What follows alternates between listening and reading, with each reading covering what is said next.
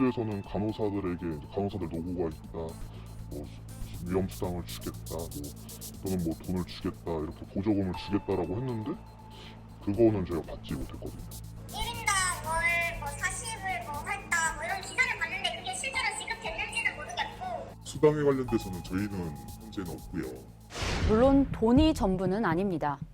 그러나 코로나19 사태 이후 제대로 쉬지도 못한 채 감염 위험을 무릅쓰고 일하는 의료진들에게 경제적인 지원은 지금의 상황을 버티게 하는 최소한의 보상일 수밖에 없습니다. 그런데 정부는 줬다는 지원금을 왜 의료진들은 받지 못한 걸까요? 우선 정부가 어떤 지원금을 어떻게 줬는지 살펴봐야겠습니다. 코로나19 의료진들은 크게 두 부류로 나뉩니다. 원래 병원에 있던 의료진, 그리고 인력 부족으로 중앙사고수습본부에서 각 병원에 파견한 의료진입니다. 원소속 의료진들은 지난해 12월 3차 유행 당시 처음으로 코로나19와 관련한 추가 수당을 받았습니다. 이후 정부는 지난 3월 제1차 추가 경정 예산안에 감염관리지원금이란 명목으로 480억 원을 배정합니다. 또 국민건강보험공단에서 추가로 480억 원을 끌어와 모두 960억 원을 원소속 의료진을 위해 쓰겠다고 밝혔습니다. 문제는 이 감염관리지원금이 국민건강보험 수가로 지급된다는 겁니다. 수가로 지급되면 지원금은 의료진에게 바로 전달되지 않고 병원을 거쳐 가게 됩니다. 다시 말해 병원이 중증 환자 몇 명, 비중증 환자 몇 명을 며칠간 봤다고 보고하면 정부가 병원에 지원금을 주는 방식입니다. 정부는 감염관리지원금을 신설하면서 의료기관은 받은 지원금 전액을 코로나19 대응을 위해 헌신한 의료인력에게 줘야 한다고 명시했습니다. 그러나 이 말은 권고일 뿐 누구에게 얼마나 줘야 할지 지급 기준도 법적 구속력도 없습니다. 수가로 주는 거기 때문에 얼마를 줘라 이렇게 가이드라인 제시할 수 있는 상황이 아니어서 법적 구속력은 없어요. 다만 의료계의 협조를 구한 거죠. 그러니까 그건 나중에 저희가 모니터링을 해야죠.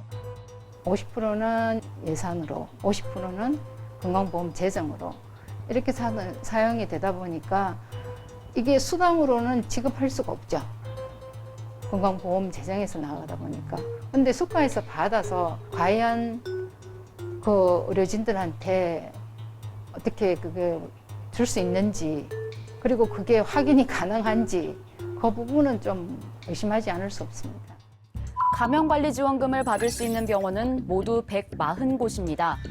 지금까지 각 병원에 어느 정도 지원금이 지급됐는지에 대해선 보건복지부도 병원들도 밝히길 꺼렸습니다.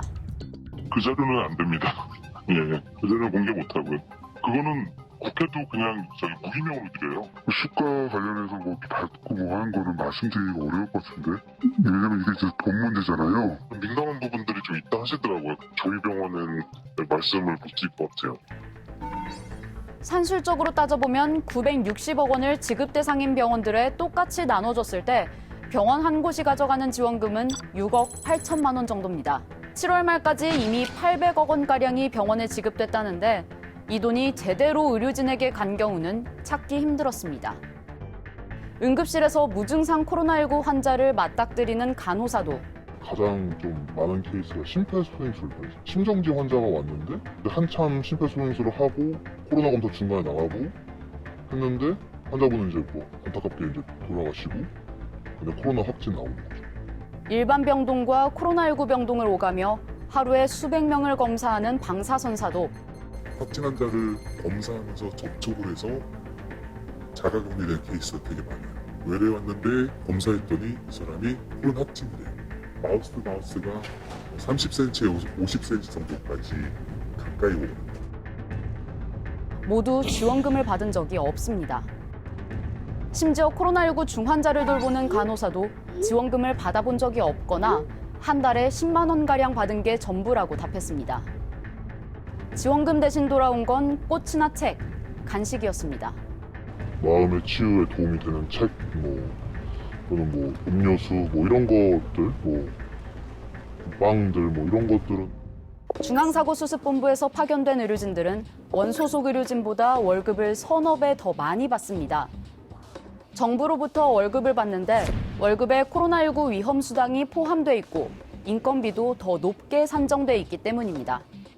그러다 보니 일부러 일하던 병원을 그만두고 파견 의료진으로 돌아서는 경우도 적지 않습니다.